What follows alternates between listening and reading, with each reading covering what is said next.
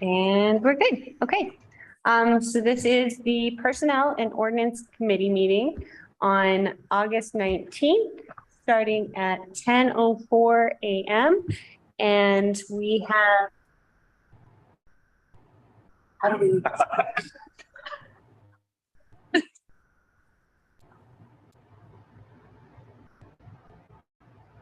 No problem, no problem.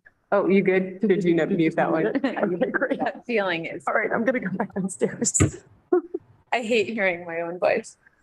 Oh, I hate hearing my own voice. I'm gonna start talking. No, it sounds totally normal to us, of course. Did you hear that, Jim? Okay, we're all good. All right, so we're this Personnel and Ordinance Committee meeting. It's August 19th, starting at 10:04 a.m. And we have Trustee Harper, Mayor Pro Tem Sally Barney, and Mayor Furman in attendance, as well as myself. So I guess we'll start with our first item here. So elections, we were expecting Clayton to join us as well at some point because he was going to go over this first memo here. Okay. So why don't we, it? if you guys wouldn't mind if we would put elections and voter registrations at the end of the agenda here so that we can give him time, and I'll give him a quick text to remind him. And so the next one is going to be, and let me just write this text because typing and writing can't do both.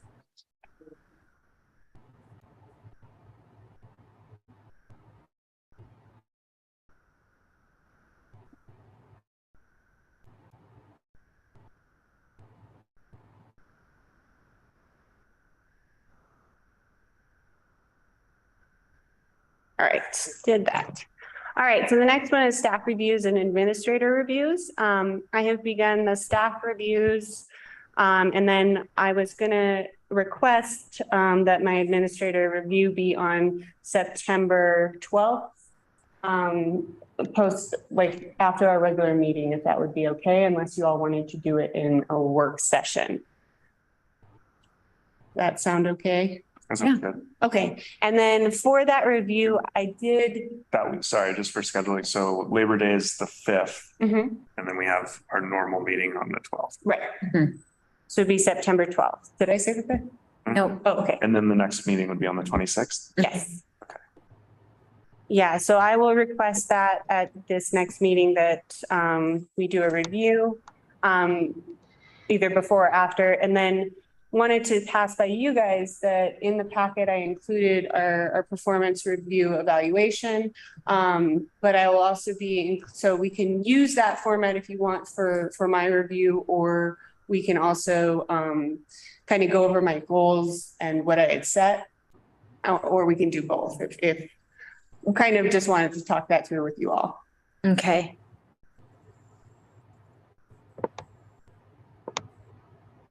What would be better for you? Honestly, if you guys didn't want to deal with the performance review portion, I mean, what we could do and what we're doing in other organizations is, one person on the board would be in charge of sending this form out to everyone, getting that feedback and compiling it, and then giving me that full performance review. And then we also review my goals that I had set last year. Hold on, sending out the performance review form to the board. So all of the trustees. So each trustee receives a performance review form that they fill out for you. Right, but the way we've done You it. compile that. Right. Yep. Does that sound like an okay, or is that too much work on your guys' end? Or what we can do is just the meeting and kind of fill it out as we go. Like as we're meeting, you could fill it out as we go and then review the goals as well. Is there like a standard for this in town administration that? Those are kind of the two different ways that I've seen it done, but if you have any other suggestions, I'm open to them.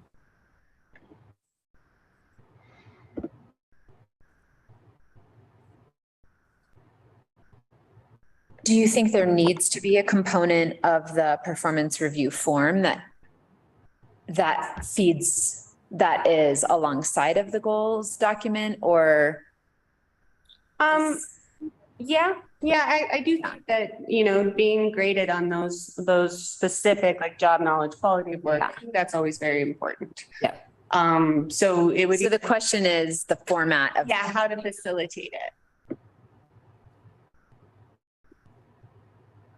And I mean, if we didn't want to do it, we could do each individual one, and then you could turn them into Matt could compile them, something like that. So it's a little bit less on just one person, one trustee member, if that works.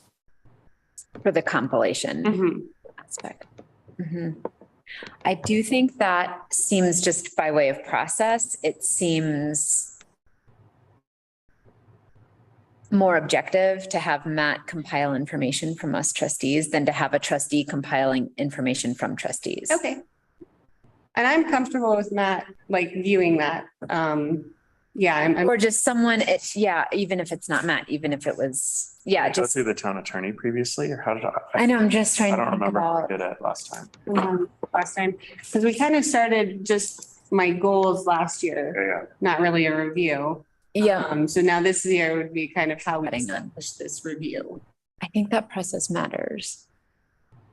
I would agree.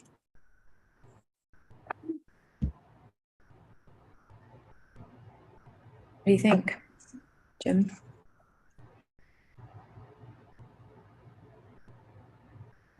And if you're more comfortable with the attorney doing it, we could have him send it out. Jim, do you have any thoughts on this one? I think in the past, it was Paul that conducted the performance review for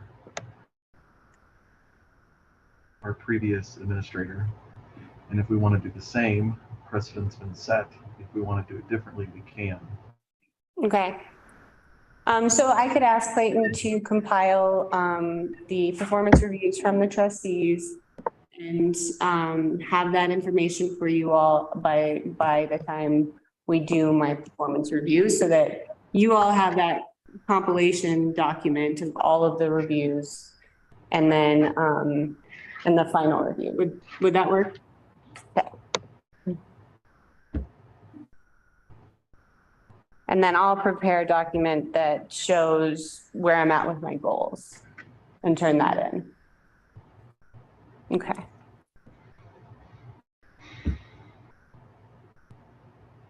I think that's in line with what we've done before. Great.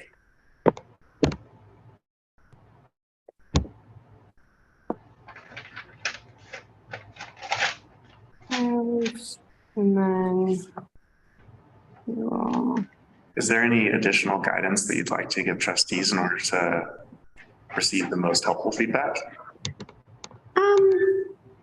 no, I think between the two, evaluating the goals and the standard performance, I will get plenty of feedback through that. Hopefully. Yeah. Right.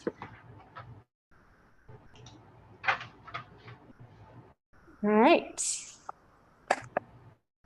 Next, are we okay with that decision? Okay, great. All right, moving on. Wanted to kind of update you all on, and this was also in your packet. I just got really excited about it because I finally figured out this whole municipal code update and kind of a path forward, as well as ways that we can tie in our development standard update into this update. So TJ and I had a great talk. He will be at the meeting on Monday night regarding this, regarding his proposal. And basically the process would be this development readiness. So it's kind of a unique report that we've come up with. But it would be a development readiness assessment. So that's looking at our codes as well as our development standards and how they all talk to each other. And he could start that probably at the beginning of next month, and then do a 5-month process to go through that. We've already done a lot of background work as far as redlining some codes and kind of identifying areas that we need to need help in, but they'll be doing a comprehensive report for us. They'll also facilitate some citizen engagement around it. So previous applicants could be invited on how we can streamline our processes better. So from this assessment, and so I just wanted to include for your all's information, is kind of Hot Sulphur Springs had done a code assessment with CPS, and they provided it for me so that you guys can see some of the results that come from this kind of assessment. And then from here, we'll be able to take our development standards and update them in-house based on the recommendations. It might take some engineering budget, but not a $30,000 budget is what we had normally, or what we had anticipated to update our development standards. And then we would also have that code assessment to update then go into updating our code. So that's kind of the process forward that we were looking at, but just wanted to show you all what would come out of this first stage. Is this a project they worked on? Yes. Yeah. Yeah. So this is their project that they worked on. And then another aspect of this is showing where, if our codes don't talk to each other. So we have references all over in our codes that aren't exactly congruent, and how to get them all in one place, basically, for whatever topic that we're trying to cover. So what level of ability do you have to? My specific question is, I noticed a reference in here to like the Planning Commission and the Board of Adjustments committees, just related to this town. Mm-hmm. What ability would we have to get their input? I know we're getting lots of input from different organizations on the Historic Review Board with the Planning Commission. Can we ask them specific questions like that are unique but not unique to Silverton? Absolutely. Have them. Yeah. Absolutely. Okay. So this wouldn't be like a blanket, code assessment. Yeah.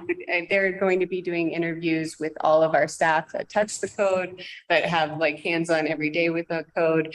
And we can bring up stuff like, okay, so our planning commission's here and we're looking at our historic review, and we're also looking at this, and how can we make this all work together? Yes. So yes. Yes. Okay. Yeah. And then TJ will also be on Monday night's meeting, so we can ask him if you have any questions over the weekends or something on specifics that we want to cover. Yeah. I think we should bring those up on Monday night to request that of TJ. Okay. Do they, there's kind of the objective, does this work version of code review, but then there's the more subjective and town goal oriented, we'd like it to be more user friendly. We'd like it to be, pro this or anti that. Mm-hmm. Are those the types of details that they'll also include? Yes, so they'll be comparing it to our master plan as well, which ties into what Community Builders is doing right now, which is code testing, to see what codes we have right now and how it fits into our master plan. So they take increasing density, and then they tie it into our codes, and they're like, oh, that doesn't work here, here, and here. So CPS will be getting that information as well, to kind of give us a comprehensive view. And then kind of along those lines, but a little bit different. They talk about it in this, I think, briefly, but and I think they made it as a recommendation to reference documents that live outside of the code. Yes. And not try to contain that information within the code. So I'm imagining that they're aware of all of our documents that live outside of the code. And they're becoming aware, okay. For example, the builder's handbook is one that lives outside of our code, but it's referenced in our code. And so they will be looking at those references as well.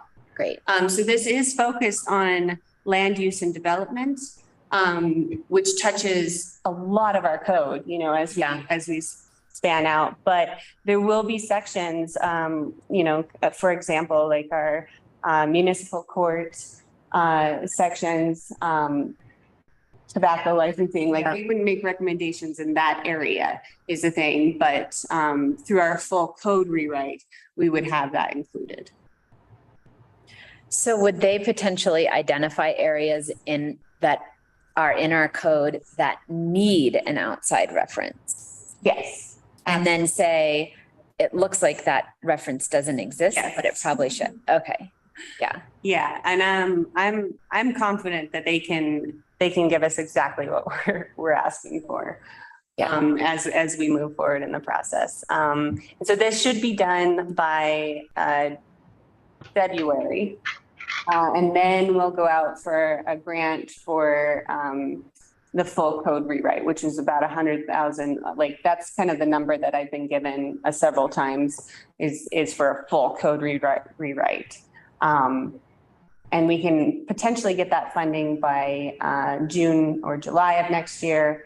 And then it would take about a year. So expecting the full code rewrite to be done in 2024, July 2024.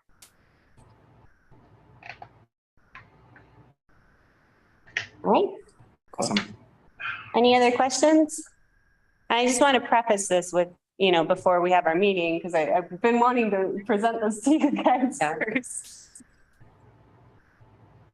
And that's something I'll be overseeing directly, just the importance of it and everything. So Lucy will be helping in areas, but it'll really be on me on this one. Thanks, Gloria. Yeah. Oh, this is very exciting stuff. And then the sheriff isn't here today. I did invite him, but he had bought these wheel chalk lock sets. And when I talked to Clayton about them, they would be technically, what is the word he used? Impounding in place. So we would need to come up with a policy that is related to these chalk locks.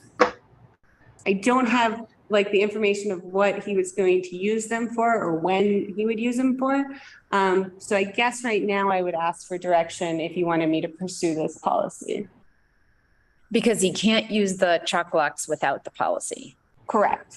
Correct. We would need a policy in place. Yeah. Because we're impounding in place. I think the direction would be to ask the sheriff for a memo describing what he wants to use them for. And what, like, for example, like without knowing like what his concern is and why he bought these in the first place, like my initial reaction is that most of the time the issue is that we need a car moved, not that we need it put so that he can like find the owner and like get a fee paid. But maybe that is a significant issue here that we don't know about. So I feel like we just need context from the sheriff. Okay.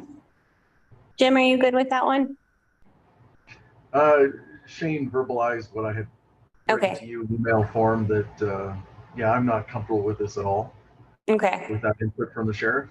And I We think will- the middle of a photograph is inadequate.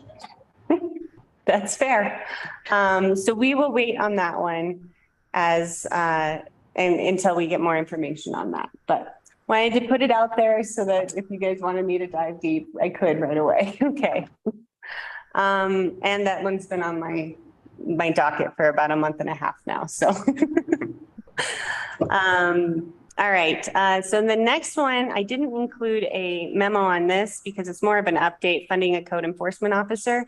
Last year I had mentioned kind of possibly utilizing funds from increasing a marijuana sales tax from 1% to possibly 3% to recover those costs and potentially have a seasonal code enforcement officer. But Matt and I weren't able to accomplish everything that needs to be accomplished to get that on the ballot by November. And when I was talking with Patrick at Dole, he was telling me that typically you need to have some kind of a citizen outreach program in place if you're going to raise taxes. And really, it has to be direction from like you have to do some kind of a resolution from the trustees stating that this is the direction they want to go. So just a lot more support in that area. So I hope to kick that off again next year to try and recover those costs and potentially raise the taxes so that we could get that money to fund a code enforcement officer. But right now, with Matt and I both out for COVID, it didn't happen in time. And it should have been done kind of throughout the year as more of a campaign. Mm-hmm. Any thoughts on that? Jim? When you reference code enforcement officer, we're not talking about parking tickets and whatnot. We're talking about actual code enforcement, correct? Correct. So kind of like this idea of a town marshal kind of idea for the summer or an ambassador that I like the idea of more of an ambassador who helps explain the codes and helps walk people through things. As we are getting really busy with the building department, I'm anticipating needing to separate that out at some point. I just wanted to clarify, I heard a miscommunication between you and Jim. Okay. Because Jim said, is it either like someone who's doing like building code enforcement type things or parking tickets and marshal? And then you said, yes, totally. It's both kind of. Oh, so it would be more like more like a town marshal. So parking tickets would be a part of it, but not all of it. Like that wouldn't be the whole thing. That is totally separate, and that's a part of the sheriff's office. Right. And if we want to bring in a code enforcement officer, then we have to readdress the actual town marshal system with regards to our agreement with the town and county and the sheriff's office. Yeah, that's and a totally separate subject. And Jim and I have been in contact with it. Like we had a meeting on this one. He was not as excited about adding more personnel. He was, because he's having a hard enough time staffing his. You mean Bruce? Yes, Bruce. Okay. Bruce wasn't. It was Jim, but I'm with you. Yeah. Okay. Sorry, the Durango with Jim Spratlin and Bruce and I had this conversation. He was not as excited about adding more personnel because he's having a hard enough time and was like, I don't know how you're going to get more personnel. And his idea was we need more signs. We need more signage. So I think there's a lot that needs to be worked out here before we move forward in any capacity. So potentially starting this up in 2023. So to recap, just because I think I can clarify a little bit. Generally, this came up under whether or not we want to increase marijuana sales tax for some purpose. Right. And so first, there's this whole process of like, do we even want to increase the sales tax? Do we have citizen engagement and support for that? Mm-hmm. Then if there is support for that, the use that you've identified as most helpful would be some combination of code enforcement officer and or having a town marshal system. Right. We could just fund the code enforcement officer that does what like Bill McDougall's been doing in a more formal way, or we can develop this like marshal proposal with the county and the sheriff's involvement, because we'd be taking something that has been within their purview off their plate and becoming a town thing. Yeah, Jim? No, that's correct. And Bayfield is a perfect example of having a town marshal working in conjunction with the La Plata County Sheriff's Office. What I did want to bring up with regards to code enforcement officer position, that was a part of Bill McDougall's overall job description and why the bump in salary was there when he first got signed on full-time instead of part-time. Okay. So that should be already built into his position. And it is right now. What I'm seeing is an overwhelming amount for him.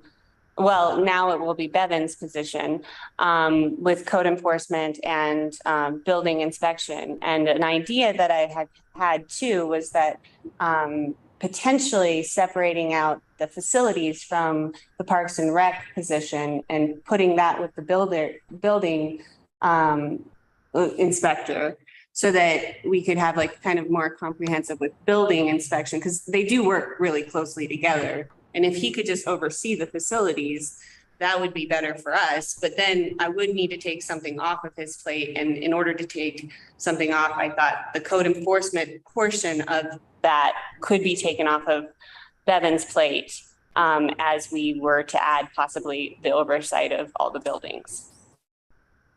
And then, All just ideas right now on kind of how to get everyone to, just align the jobs a little bit more with what they're doing. totally.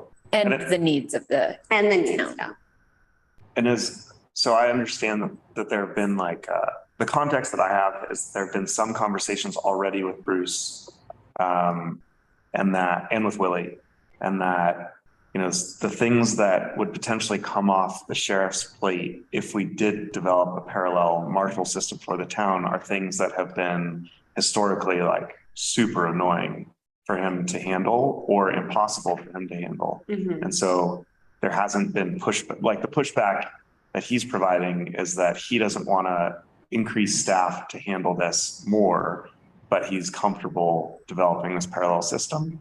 At least informally, he's given that kind of indication. Is that right? Well, so he was more pushing for science when I had that conversation with Bruce. He was like, I don't see how we're going to get another person. I'm having trouble getting people, and I would advocate for more science. Gotcha. Do you think that this is a potentially tricky political issue in terms of taking things away from the sheriff's department that the town has provided before? Do you think we'd have support from the sheriff and the county? I think we just need to continue the conversations for a while to kind of see where we land. So yeah, it's definitely political, but I just think we need to have these conversations of our capacity and where we're at and kind of our thoughts forward and how it can align and maybe possibly even help out the sheriff's department. Jim, did you have a comment too? I did, thank you. And there should be, and there are laws and legislation already on the books for a marshal service because we had a marshal service for Mhm. many decades. So the institutional knowledge should already be there on paper somewhere, if that's an area that we want to go down and explore. And that's what I've been looking at, kind of where I came up with all of this. It was definitely through prior stuff that I found and was like, oh, at one point we had this. Wonder what that would do these days, how that would affect our operating these days. And that's when I thought maybe we could give more capacity to our building inspector, and potentially to our Parks and Rec if we gave over the facilities to our buildings. So, yeah, just kind of big picture ideas that I'm throwing out here. it's a matter of kind of shuffling the duties and the needs and then aligning that with the funding source, which has a structure around it that needs this public component. So it's sort of like two things acting in parallel, planning that shuffle and the puzzle piecing and establishing a pathway towards that funding if it's the direction we decide to go. Correct. And potentially a dedicated code enforcement or a town marshal would be able to recover their own funds through fees and stuff like that. But having the marijuana sales tax would more guarantee that position of funding. So if he didn't have to, he wouldn't have not writing tickets to pay for his job. Yeah, Because that would be right. I have a handful of thoughts. I think at a super high level, it's really helpful to take the code enforcement out of the Bevan Bill McDougall role. I see the need for them to be focused on building department stuff that isn't code enforcement to continue to increase, and for them to be able to specialize in that. I think that's a huge benefit to the town. So I'm in full support of just taking the code enforcement off their plate if we can figure out a way to do it.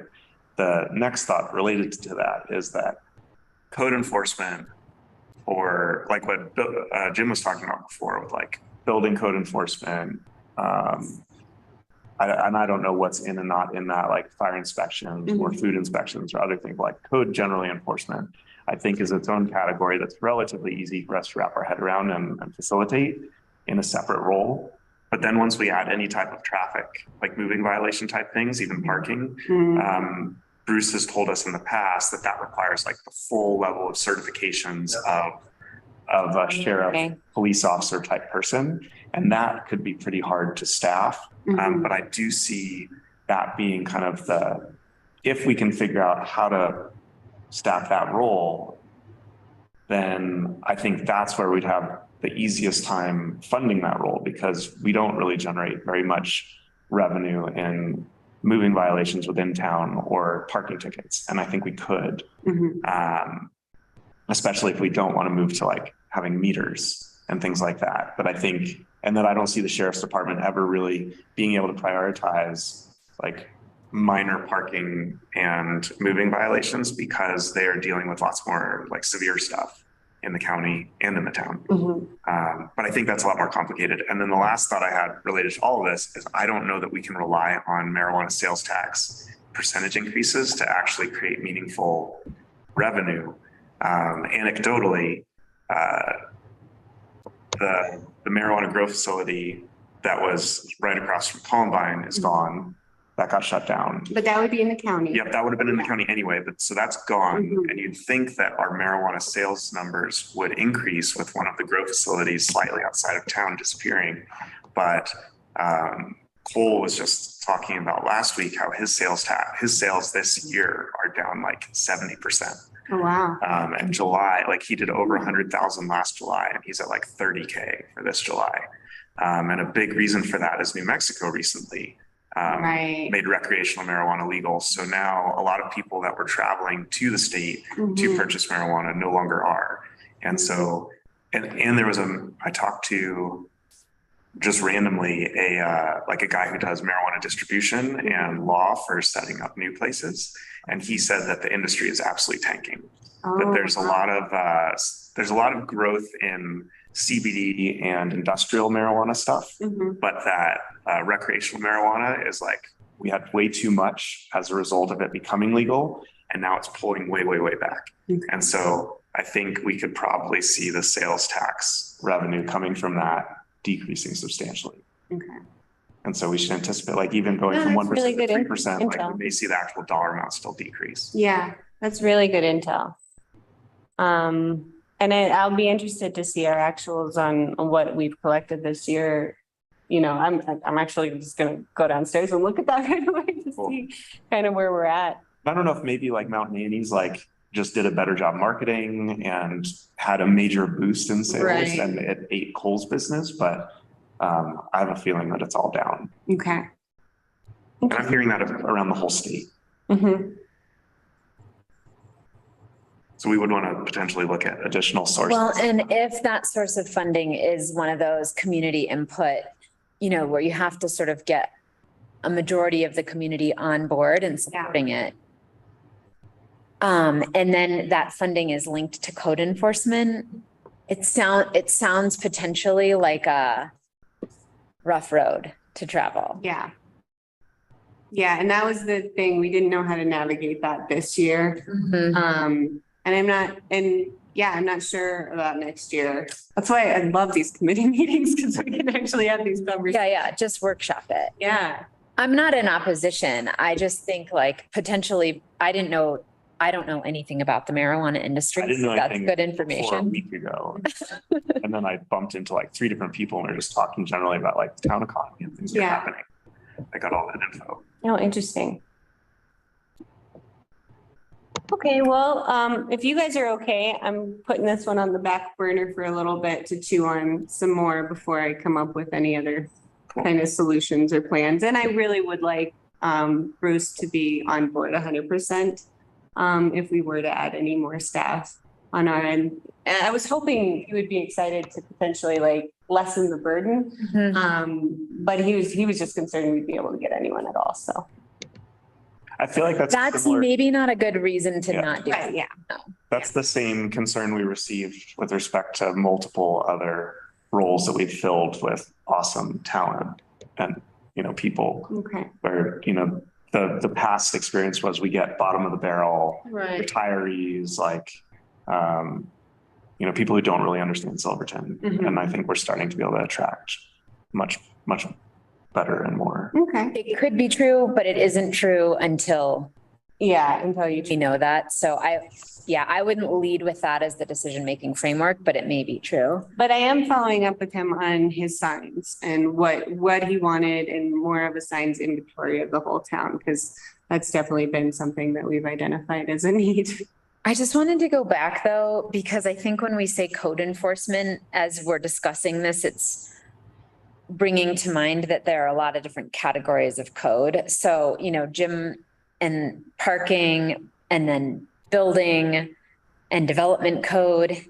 And then there's also just like lots of codes. There's, Lighting, lighting and RV camping in the summer. And I don't know, like proximity to the alleyways, or, I think that our code is expansive. And so thinking about like, what is it that we're trying to enforce? Like, is it that we're trying to take something off of someone's plate that's just not being, like, I think what Shane said before is that in terms of like Bruce's code enforcement, it falls into the, there's the Bruce category, there's the Bill category, and then maybe there's this category of like annoying things, and there's a category of things that we have on the books but never get enforced. So I think like as we move in the direction of code enforcement, it seems like the funding is sort of the one component, the staffing and like the what's on staff's plate is another component, but also I think there's a component of like, just what is it that we're trying to enforce? What is it that we want for the community? Do we want to try and generate income from traffic violations? Do we want to clean up the alleys and make sure that they're safe and passable for plows in the winter? Like I'm just starting to wonder, what's the target for the enforcement? And then, that would be something we should probably like workshop at some point. Yeah. My last thought on this topic is that I think something that we like looking at different revenue sources that other municipalities benefit from. We don't have anything in place to obtain impact fees from developers. Right. And we've been told that we can't generate impact fees without becoming a home rule town.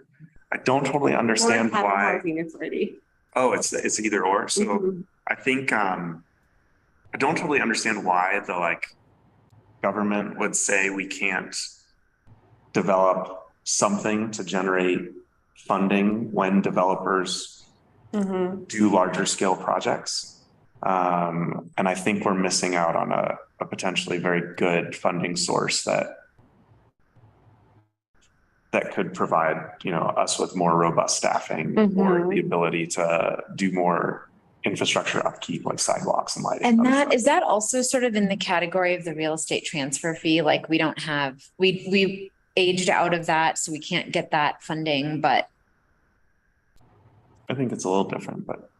Yeah, It's different, but a different funding source, but it's similar in that, like, I know Telluride has a real estate transfer fee, transfer tax. I don't know if it's a fee or a tax technically, but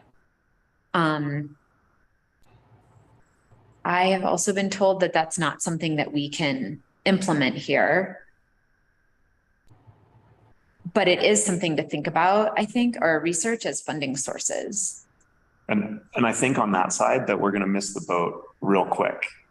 This is like a moment in time where there's an opportunity to get decent funding from developers for something like this, because there's a subdivision of 7, 8 or 9 homes or whatever going up above the whole gates.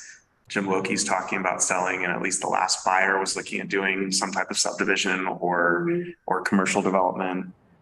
I'm working on a pretty significant, multifamily development. The land next to the gas station, I think, which is a number of acres that Janice Sanders and somebody else own, is getting poked at by people that would be doing multifamily or affordable housing. Shrine Hill, there are people talking about doing a subdivision if they're able to purchase that land and then figure out infrastructure, utility stuff. But I think all those things will happen within 5 to 7 years. And then and then it'll all be done. And then We'll it'll all have- be infill from. Yeah, there. then all the infill And it'll be or, real estate transfer tax. right. It'll be all just about sales, but not, more significant developments. Okay. And because those particular projects potentially land more in the building department and the building code enforcement side of things, then, that will be the burden to carry for the town. It seems like a better fit to fund it with, it just seems more natural, I think, to fund it with something like the impact fees than it does with like a marijuana tax. Mhm. Well, also like all those things will generate more revenue for the town over time, but it's kind of like But an backloaded. upfront. Because upfront, there's like the admin and permit and licensing fees that cover like basic costs. But then the real revenue bump for the town is through like additional residents who move here and increase the sales tax or the county getting more property tax. That all happens after the development. It doesn't help aid in all of the work that is going to be required by the town throughout the development. Mhm. Okay, I have a lot more to research here. Yeah, of course. But anyway, I just feel. And I will look into the impact fees and real estate transfer tax and try and get you guys some solid data of what we would need in order to implement those. Cool. I think that's a fair thing to ask. Oh, my computer shut off. I think our next, are you good with that, Jim? Let's move into the next topic. I am. Okay, Good puppy mills. yes, Oh, that, I need a little context here. There was a person, well, sorry, but yeah, so we have a resident in town, Joyce, and I forget her last name, but she had approached us on doing a puppy mill ordinance, which would mean that basically it's for dog breeding. And so that they would have to be like certified dog breeders to sell their dogs, and a pet store, which we don't have, would not be able to sell dogs that hadn't been like certified in the breeding world. I'm not too familiar with it. She did bring it to a public meeting, and we put it on, we suggested to put it on an ordinance and personnel committee meeting. So here it is. And she's very persistent and is probably watching right now too. But wanted to kind of bring this up. So this is a proactive move to prevent something. She admitted that this isn't really a thing that we're concerned about in Silverton, but she said it's preemptive. She said it's preemptive where like this would prevent a puppy mill from getting established here, and we don't have anything that would prevent it otherwise. Sure. Like all it takes is one resident to move here and be like, hey, I'm going to do a puppy mill. And so that was her thought. Yeah. You're matching. Will you just go sit out in the circle for a second and I'll be right there? Jim, my kids just showed up. It was pretty adorable. Yeah. Wearing matching outfits. They're matching. So is this a standardized form ordinance that we have in our packet? Yeah, so she Clay gave us a sample Okay. ordinance that we could potentially adopt. I think that because it's a low priority concern, that if this was like a de minimis amount of effort to adopt it, then it seems fine. But if it requires a meaningful number of Clayton hours that cost the town money, that it's not worth us spending money on. Okay. A meaningful amount of money. Okay. So far Clayton has not reviewed what we have here. Or correct. Yeah, okay. This is, okay. No, I haven't. Her. And we haven't spent money on this yet. Right. I mean, I support the idea of it. It just seems like because it's not a real threat in the community, that we shouldn't spend meaningful resources on it. But if it's super easy to do, why not? Okay. I can put it in like the low priorities in my list. and then get to it when we do. When I knock out all the other, like triaging, like I typically do. Like if you get bored at some point. Yeah, if I get bored. I mean, like, yeah, it's a legitimate concern. I think a lot of places just. Yeah. And it would be a bummer if that happened and we had to like after the fact do it. Yeah. Jim, what do you think? What do you think, Jim? This is not our concern. This is not our problem. It's a good cause. I get it. But I think we got bigger fish to fry at the moment. Okay. That's my personal opinion. All right. And Clayton said he will not be able to make it, the meeting. So. Should we just go back and do our best to go over that memo? Sure. So we'll go on to the voter audit, elections and voter registration memo that is in your packet. I had Melina do some research here, and Clayton reviewed this as well, but basically just laying out kind of what the responsibilities are in our municipal code and in state statutes regarding voter registration for town elections. And what we kind of laid out here is, honestly, the town gets all of our voter registration from the county. We rely on the county for them to verify registrations. We get the list from the county. There's no verification on our end because we rely on that list from the county. There are, like, citizens can request an audit for those, like, where the people are being registered from, but that doesn't go through the town. So this is more of a county state level on the voter registration. This is the way I understood it from what we've researched. And now I really wish Clayton was here to kind of back that up, but that's what we've researched in that respect. Because I know it's come up a couple times, and I just kind of wanted to, do some research behind it to make sure that we weren't doing some, like neglecting something that we were supposed to do. But we are in compliance, and if there is a need for an audit, it would go through the county.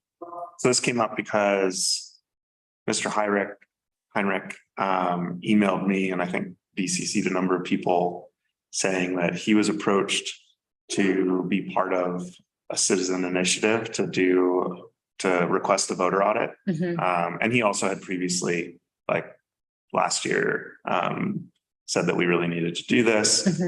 And then from multiple other sources, I've heard that there is a citizen group that is trying to do their own research on this. And so I had a conversation with Gloria, and I said, can we put this on a committee or trustee meeting to look into, to figure out what the town responsibilities or, scope of authority is with respect to this. And the answer is none, really. It's, we rely on the county here. And we've confirmed that doesn't create a liability for the town. I mean, it's how it's been done for you. Right. Ever. It's been done, so it's mandated. Yeah, like It's mandated. that Great. we So, get yeah. our voter registration list from the county. So, Okay. so hoping that the county gives us the correct voter registration list, basically. So if a citizen had a concern about voter registration and problematic issues with voter registration, those questions really need to be directed to the county. The county or the state, yep. Okay. And then because this came about through a citizen email and then other citizen concerns, what's the best way to, I'm assuming that they're not watching this committee meeting in mass. So what's the best But they may way? come back to it. Hopefully they watch this, but and see the packet. But like, what's the best way for us to potentially disseminate this information to the community, since we know that this is potentially a misinformation issue or a concern of multiple members of the community? Well, and so this is a strange thing to kind of put out there to say, hi, it's not us, so like that's a strange way to put out there. It's more like we've heard that there's some concerns about this, and Yeah. here's the guidance that our attorney has put together for, how you would address a concern and what the town's role is in this. Right. Let me think about that a little bit more. What I would like to do is involve the county in this and be like, hey, like this is our research. This is what we found. What's your process, and maybe more collaborating with the county before we put anything out there, I think. Okay. Do you think it would be appropriate to respond to Mr. Heinrich's email and saying like, hey, like this was on a committee meeting today, agenda. Oh, and Here's I actually sent him the agenda and was like, since he cool. brought that issue in, I felt like, I could, the same with the puppy mill. Anyone who brings an issue in directly, I typically tell them what we're talking about and when. Okay, cool. So he is aware of And so he got the packet. Yes. Cool. And I do think that this doesn't feel like a single citizen issue. Like, I think a lot of citizens have had questions about voter registration over many years of just how it works. And what's the process of registering? What's the residency issue? I wonder if there's sort of like a frequently asked questions on this topic that we can just share, even if we have to say, your question is, how do I register to vote? Like, we want to encourage voter registration. So how do I register to vote? It's with the county. I actually don't know what the frequently asked questions are, but I think we could take a stab at it and provide just like an update ahead of, we vote again in November. So yeah, it's relevant. Okay. Or if that is concerning to Clayton, to try and provide like this informal legal guidance. Another idea would be to ask the newspaper if they had interest in doing an op-ed about voter registrations in connection with the lead up to November. Mm-hmm. Similar to the op-ed they just did about residency, which I felt like actually did disseminate information, hopefully.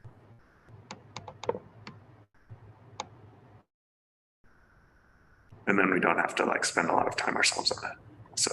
Mm-hmm. Okay.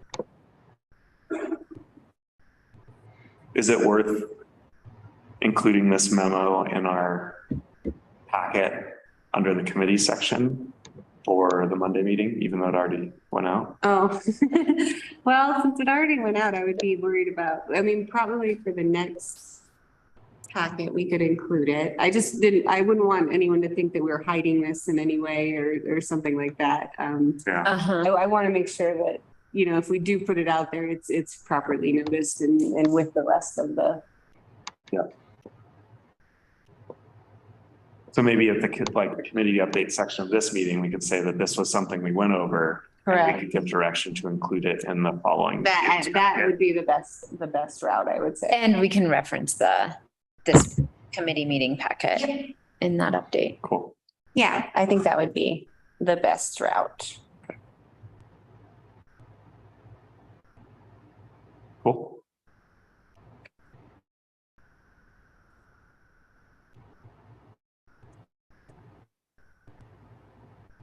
Sorry, I write slow. Okay. Any other new business? I don't think so. Jim? All right. Ma'am. Well, then it is 10:58. Nice And work. Including the P&O committee. Perfect 1 hour meeting. Good job, everyone. Thank you. I'll see you, Jim. Bye, Jim. Bye, Jim.